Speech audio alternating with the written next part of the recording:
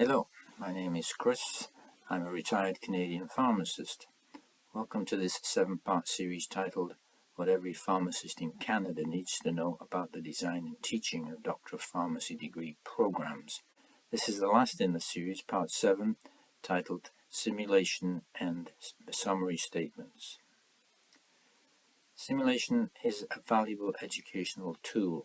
It comes in many different shapes, forms and sizes, ranging from the very simple to the very complex.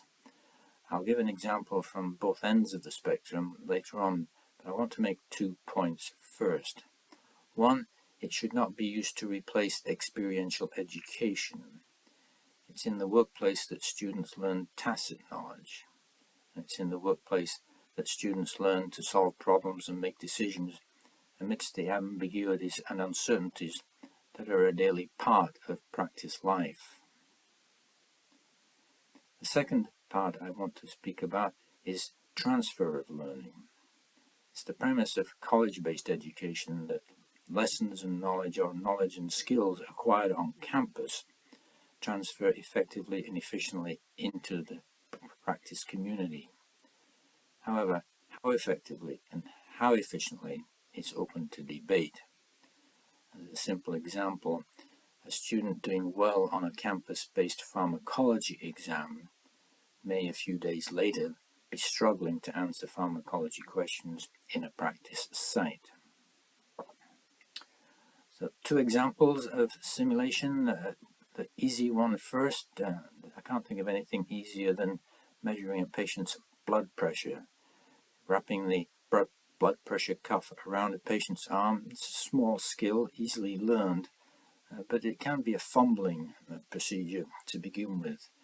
As such, students should practice with their classmates, with family members, with anybody who will sit still for a few minutes, such that they can learn to efficiently wrap the blood pressure cuff around the arm and position it properly. What you're trying to avoid is the student embarrassing him or herself by fumbling when faced with the patient for the first time. At the other end of the spectrum, I can't think of much more things more complex than objective structured clinical exams, OSCE exams. Exams that the Pharmacy Examining Board of Canada requires students to complete as part of their licensing requirements. The point I want to make here comes back to transfer of learning, because skills and knowledge learned in practice sites will not necessarily transfer well back into college classrooms or into other forms of examination settings. If knowledge doesn't transfer one way, then it's not going to transfer the other way either. As such, colleges and schools of pharmacy must allow students multiple mock examinations, OSCE exams, such that they become proficient with that form of performance, that form of examination, when they are facing high-stakes OSCE exams. If any of you have time to read the literature, I highly recommend the transfer of knowledge learning literature. It's a fascinating subject as just to how and in what ways knowledge and skills do or do not transfer.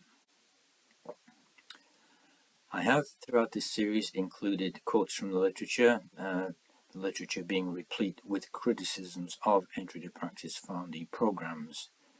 My choice for this last part in the series is a short one, but again written by pharmacists writing in the peer-reviewed literature.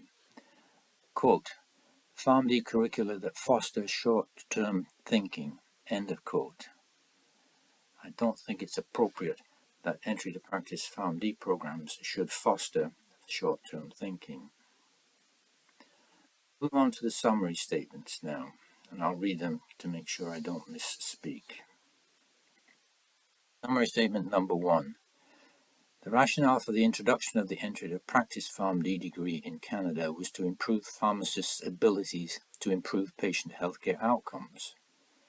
To date, there is no evidence that the introduction of the entry to practice Pharmd degree in Canada has resulted in improved patient healthcare outcomes.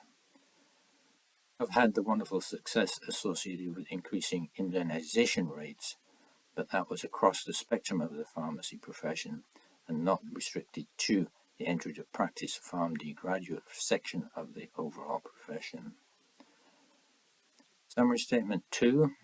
The pharmacy literature is replete with criticisms of entry to practice Pharmd degree programs.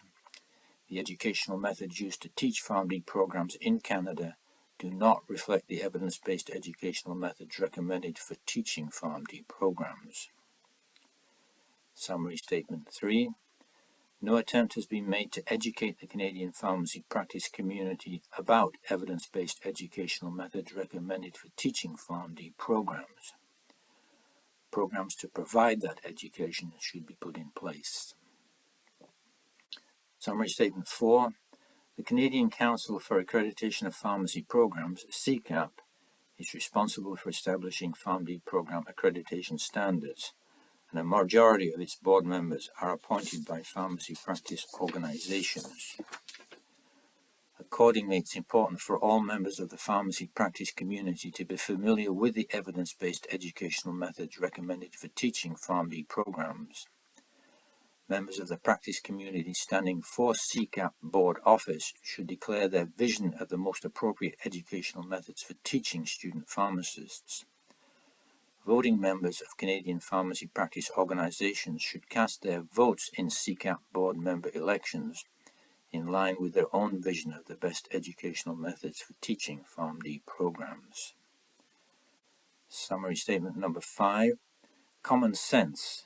The educational method recommended for teaching Pharmd programs should be the same educational methods recommended for career-long continuous professional development. Summary Statement 6. There is objective evidence that fourth-year Pharmd students can improve health outcomes by teaching self-care to patients with chronic diseases in community pharmacy settings. Statement 7. Canadian Pharmd program accreditation standards should require all Pharmd program graduates to be skilled and experienced in teaching self-care in community pharmacy settings to patients with chronic diseases. If the goal of the entry to practice Pharmd degree is to improve patient health outcomes, then steps need to be taken to prove that it is doing so. And what I've just stated in this Statement 7 is a first step towards that. Summary Statement 8. Canadian Pharmd students should be treated as adults rather than as children. The responsibility for people's lives is an onerous responsibility. Better for students to assume that responsibility slowly over the 4 years of the Pharmd program, rather than thrusting that responsibility on them when they become licensed pharmacists. Competency, the ability to perform effectively and safely in the workplace, develops slowly. Accordingly, it's important to give Pharmd students a steady diet of increasing practice-based responsibilities on a frequent and regular basis throughout the 4 years of the Pharmd curriculum. Evidence-based principles dictate that didactic education should support Pharmd students in their experiential, practice-based education, rather than preparing them for experiential education. I'll ask the same question now that I've asked at the end of all parts of this series, asking you to cast your minds back to when you were in pharmacy school, and to answer the question as to whether or not you would have benefited if you had been given the opportunity on a frequent and regular basis throughout your training program to spend time in practice sites with your sleeves rolled up.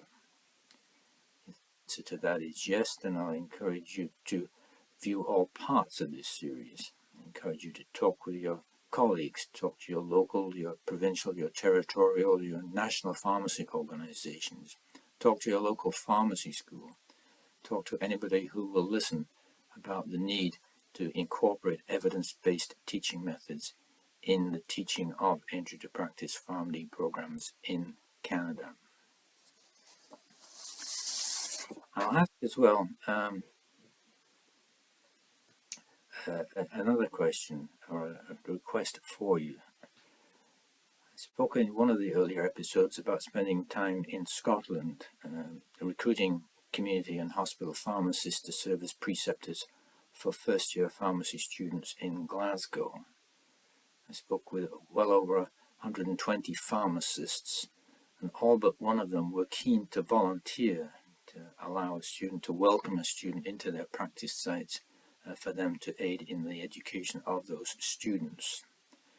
The primary rationale they gave was that they wished that they had had a similar experience when they were in pharmacy school, and they were keen to give to a new student what they wished that they had had in their own day.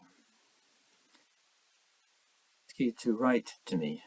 My email address, retiredpharmacist@yahoo.com, and let me know whether, if you were asked, would you accept a first-year pharmacy student on a once-per-week basis into your practice site to slowly give them increasing practice-based responsibilities to watch them grow as a pharmacist under your tutelage. As I say, please write to me as what your views on that would be. retiredpharmacist@yahoo.com. Thanks for watching. Your comments, questions, and requests for supporting documentation are welcome.